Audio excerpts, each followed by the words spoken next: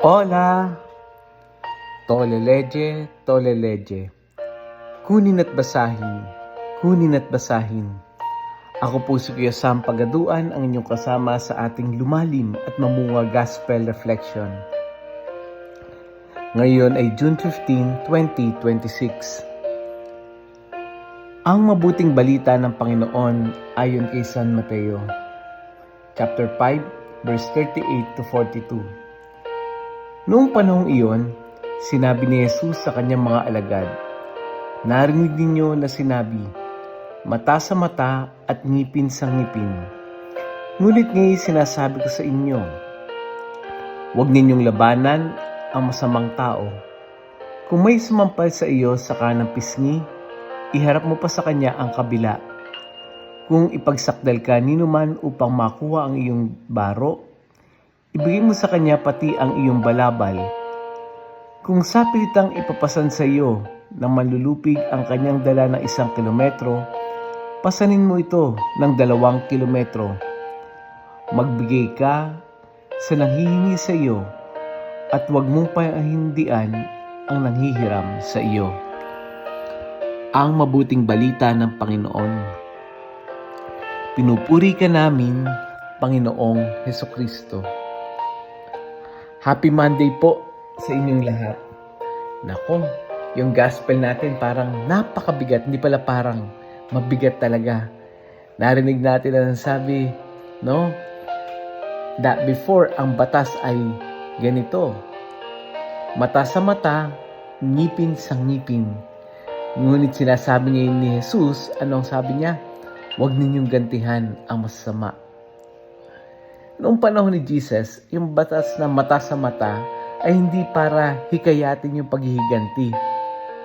Sa totoo lang, ito ay para malimit. O huwag ka masyadong gumanti. Parang hanggang dito lang, huwag sa sobra. Ganun yung paniniwala ng kanilang batas. Pero yung ginawa ni Jesus ay mas maalalim na paanyaya. Hindi lang limitahan ang paghiganti, kundi anong gusto ni Jesus? Putulin natin yung cycle ng paghiganti. Kaya nung sinabi niya, kapag sinampal ka sa kanang pisngi, iharap mo pa yung kaliwa, hindi tayo inaanyahan ito na maging api, na para tayo apihin.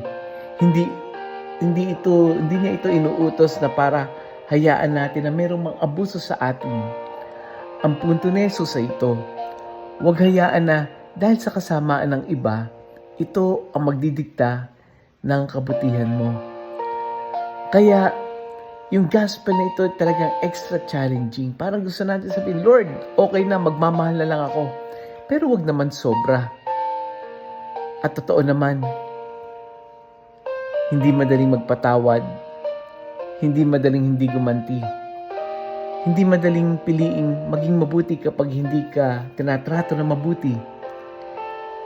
Pero napansin mo ba, kapag gumaganti tayo, parang pinapayagan natin na ang sugat natin ang mamuno sa atin.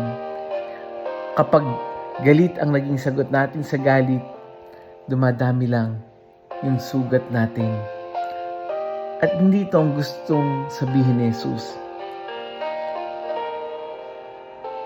May mga pagkakataon na ang pinaka-greatest victory o yung pinakamalaking panalo ay yung hindi mo pagpili sa paghiganti. Ang ating lakas ay hindi naka-base sa pagsigaw, kundi sa pagpili ng kapayapaan. At hindi ibig sabihin ito na wala ng boundaries. Hindi ibig sabihin na okay lang na abusuhin tayo. Ang ibig sabihin, huwag mo ibibigay sa galit ang karapatang baguhin kung sino ka. Kasi minsan, ang pinakamalaking tagumpay ay ito. Nasaktan ka, pero hindi ka naging mapait. Sinaktan ka, pero hindi ka naging bitter. Hindi ka naging mapanakit. Ito yung pinaka-greatest victory. At baka may isang taong kailangan marinig ito ngayon na hindi mo kailangan manalo sa bawat argumento. Hindi mo kailangan patunayan ng sarili mo sa lahat. Minsan, ang kailangan mo lang ay lumakad palayo ng may kapayapaan. Kaya ngayong araw na ito, ang challenge sa atin, huwag muna tayong gumanti, huwag agad gumanti. Kundi let us pause for a moment, let us pray. Kung ano ba ang dapat ko, Lord, na gawin kapag ako ay nasaktan. Let us pray. Panginoon, alam mong hindi madaling magmahal kapag nasasaktan. Hindi madaling magpatawad kapag hindi humingi ng tawad. Hindi madaling piliin ang kabutihan kapag hindi ito nasusuklian. Pero turuan mo kaming huwag maging alipin ng galit. Bigyan mo kami ng pusong marunong magtakda ng hangganan ng may pagmamahal. At nawa sa bawat sugat, mas piliin naming maging tulad mo. Amen. Friends, baka may kakilala kang medyo may mabigat na dinadala. Yung nasaktan at hanggang ngayon ay dala-dala pa rin. I-share natin yung audio gospel na ito.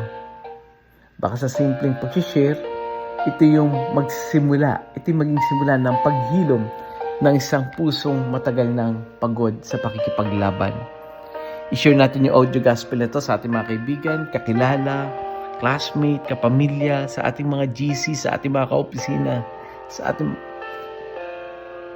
ating community. Baka sa pamamagitan ng pag-share, makalaya sila sa galit. Muli, ako po si Kuya Sam Pagaduan, lagi nag-aanyaya. Halina, tayo ay lumalim at mamunga, lumalim sa pananampalataya at mamunga na mabubuting gawa. God bless us all.